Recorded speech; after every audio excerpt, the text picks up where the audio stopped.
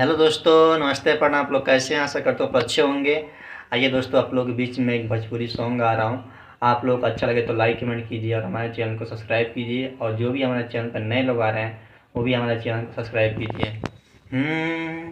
छने छने है बदले आ तोहरो मिजाज रजऊ, धोखेबाज रजऊ, उड़नबाज रजऊ। छने छने है बदले आ तोहरो मिजाज रजऊ, धोखेबाज रजऊ, उड़नबाज रजऊ। हेलो दोस्तों, गाना कैसा लगा आप लोगों को? अच्छा लगा हो तो लाइक कमेंट कीजिए और हमारे वीडियो में बने दोस्तों आप लोग। घर भर के जीमा सैया हमरे कपार बा, हमरे कपार बा। देहिया में दर्द औरी ऊपर से बुखार बा, ऊपर से बुखार बा। घर भर के जीमा सैया हमरे कपार बा, हमरे कपार बा। देहिया में दर्द औरी ऊपर से बुखार बा, ऊपर से बुखार बा।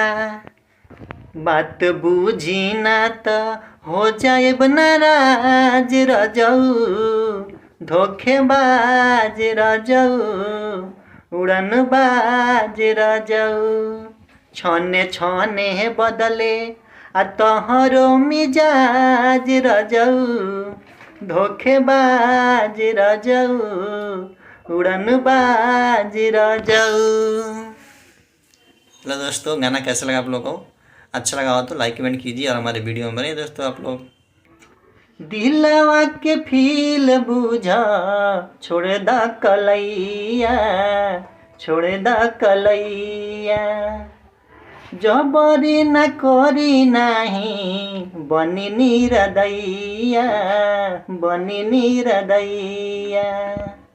दिलवा के फील बुझा, छोड़ दा कलैया, छोड़ दा कलैया। जबरी न करी नाही बनी निरदैया, बनी निरदैया। ना तो नैयर चली जाइब हम आज रजऊ, धोखेबाज रजऊ, उड़नबाज रजऊ।